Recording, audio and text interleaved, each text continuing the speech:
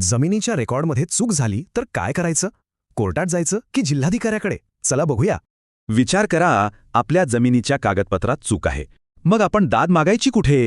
हे समजून घेण्यासाठी आपण एक खरंखुरं कोर्ट केस बघूया. गोष्ट सुरू झाली 1961च्या एका मृत्यूपत्राने आणि थेट 2020 मध्ये कोर्टात पोहोचली. तर मूळ मालकाच्या वारसांनी ती नोंद आणि जमीन विक्री दोन्ही रद्द करण्याची मागणी केली. वादी म्हणाले नोंद रद्द करा, पण प्रतिवादींचा युक्तिवाद होता की दिवाणी न्यायालयाला हा खटला चालवण्याचा अधिकारच नाही. मग या महत्त्वाच्या प्रश्नावर दिवाणी कोर्टाने काय निर्णय घेतला असेल?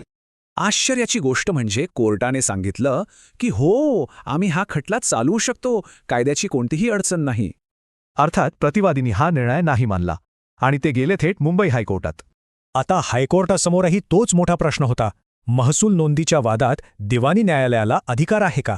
आणि इथेच खरा ट्विस्ट आहे. हायकोर्टाने निकाल पूर्णपणे फिरवला. त्यांनी सांगितलं दिवाणी न्यायालयाला अधिकारच नाहीये.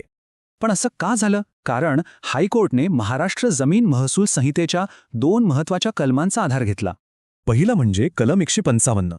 यानुसार रेकॉर्डमधील चुका दुरुस्त करण्याचा अधिकार फक्त आणि फक्त जिल्हाधिकाऱ्यांकडे आहे. आणि दुसरं कलम 158. हे कलम तर दिवाणी न्यायालयांना अशा प्रकरणात हस्तक्षेप करायला स्पष्टपणे मनाई करतं. याचा सरळ अर्थ काय?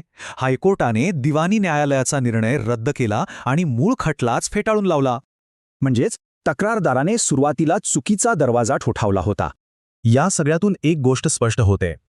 महसूल नोंदीतील चुकांसाठी योग्य जागा जिल्हाधिकारी कार्यालय आहे, न्यायालय नाही. ही माहिती खूप महत्त्वाची आहे. आपल्या ओळखीच्या कोणाला याचा उपयोग होऊ शकतो, विचार करा. या सुंदर आत्मिक प्रवासात माझ्यासोबत केल्याबद्दल तुमचे खूप खूप धन्यवाद. आणि हे ज्ञान आपल्यापर्यंत पोहोचवणाऱ्या ग्रीन रुद्राक्ष चॅरिटेबल ट्रस्टचे पुन्हा एकदा मनपूर्वक आभार. तुमचा दिवस शुभ असो.